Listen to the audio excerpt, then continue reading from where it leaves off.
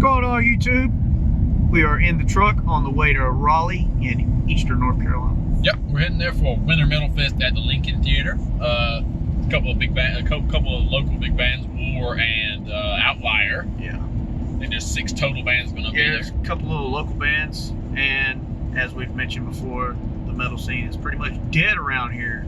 Yeah, so this is either going to be a great show or a terrible show. Leave your guesses in the comments.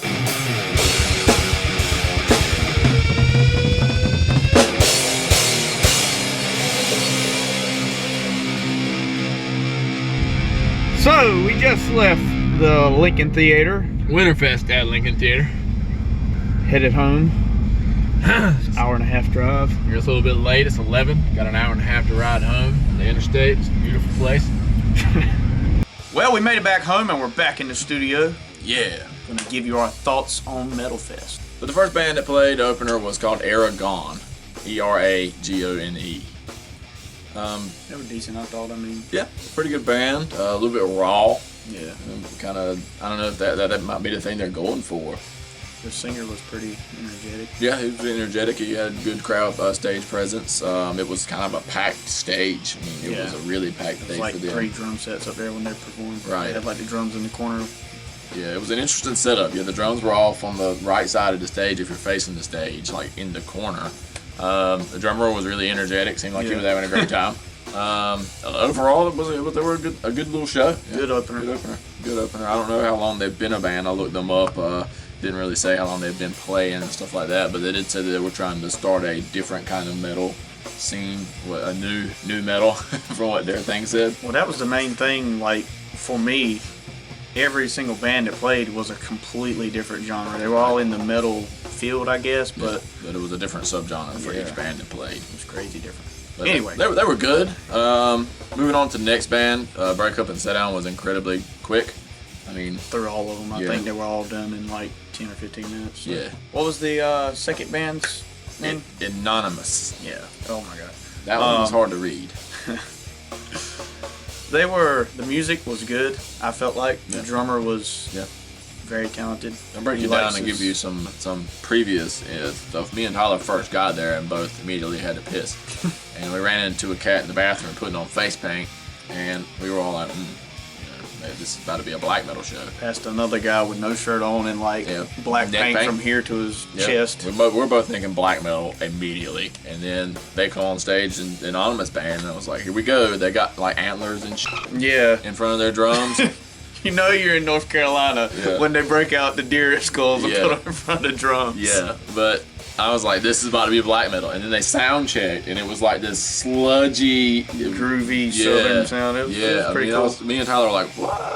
I was like, Mike can get down with this. And then the vocals started, and they were all right. They were all right. He had a good, like, clean vocal. Then what happened? That noise did come out of his mouth. A lot. And it scared me. The first time it happened, it was just like, dang. I mean, I didn't know what was going on. I leaned over to Travis. I was like, that was unexpected. I was like, maybe he won't do it anymore. Yeah, it was unexpected. That was apparently part of their songwriting thing, though. They did that a lot. And, I mean, people seemed to like it. It wasn't my thing. I don't know if the people seemed to like it. I just think they were going with it. Yeah, I mean, the music was great. I mean, you could definitely headbang to it. But the drummer was good. Like I said, he did a lot of fills. Maybe too many, but it was still good. The drummer was pretty kick-ass. But yeah, that yell, just about every time I heard it, it took me out of the presence of that groove. When I started to get a little headbang going, I was like, here it comes. Yep. Although there was a really cool effect that he added. He had some pedals running through his mic, and he click it on every now and then. It'd have like a really cool after echo, like a stereo echo. That was a really cool effect. I feel like if they just cut that out of there. Yeah.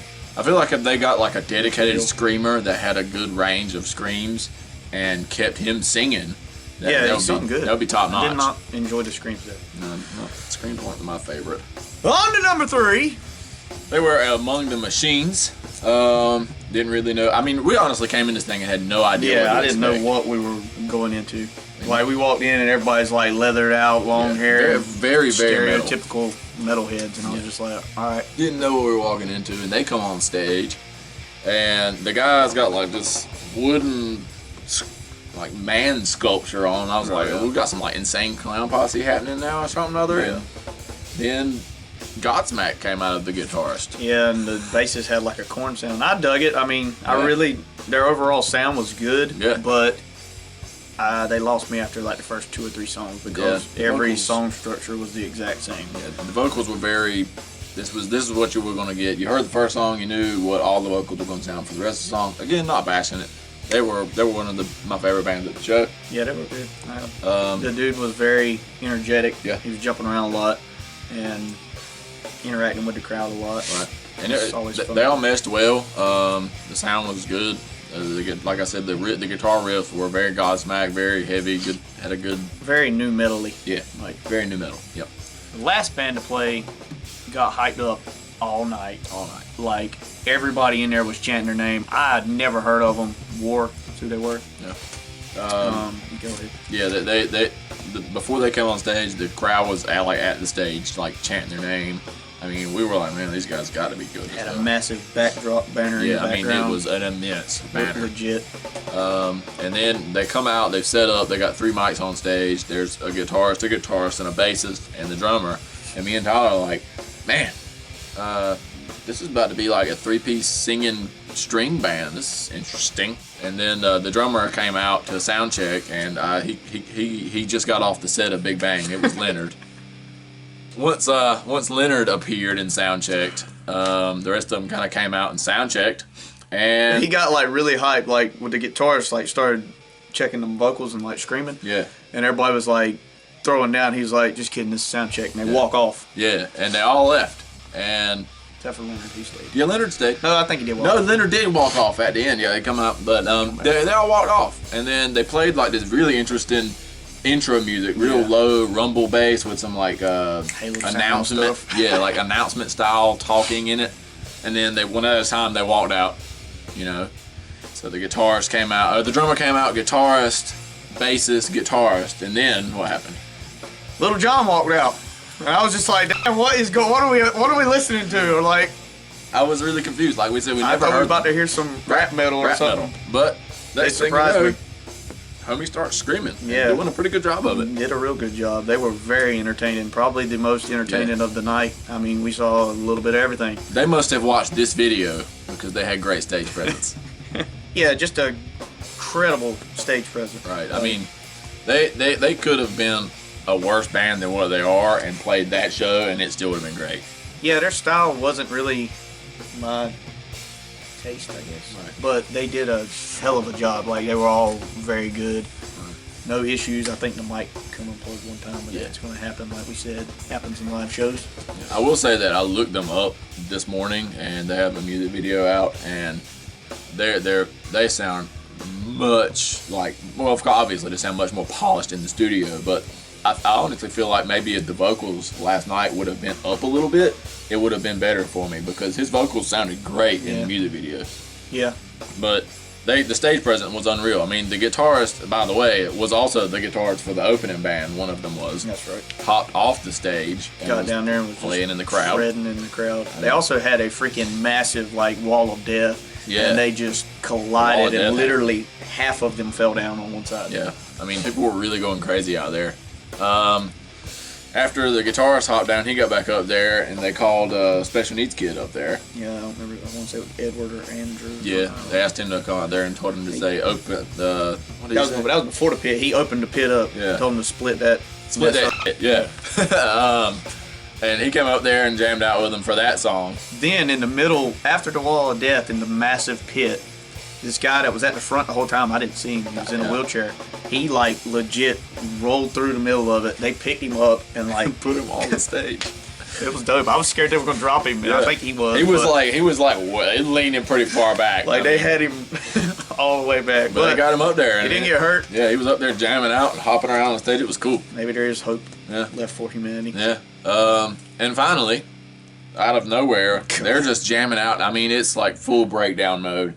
And Little John comes from the back, sprint mode, hops over the monitors, and like dives into the crowd And I feel like as soon as he hit the ground, he started screaming again. Yeah, I didn't see him run. I just saw him in midair, and I was like, I nudged you, but you were already looking. And you were like, is he all right? And I hear, I'm like, yeah, he's good. He's good. He's down there killing it. And I mean, they actually looked at some pictures that they took from that night, and I mean, it looked really cool. I mean, they put on a hell of a show. Yeah. They all left stage, obviously, and then come back for an encore, which is just the standard music trope of doing that. And then me and Tyler deuced out because they had a long ride home. Yeah. But all in all, good experience, fun show. Yeah. If you've never been to a show, metal show, rock show, anything, go check it out. Yeah. We didn't know what we were to expect. We enjoyed it for the most part. There was pros and cons, but all in all, good experience. Yeah, metal's not dead in North Carolina, so. Might have to drive 2 hours to get there, but hey. Right. That wraps up this video. Yep, thanks for checking it out. Like we said, if you see a local metal show, go check it out. Support your local music scene. So make sure you like and you subscribe and you hit that bell. Be sure to comment and find us on social media at Twisted Transcription. And we're going to check you out next time.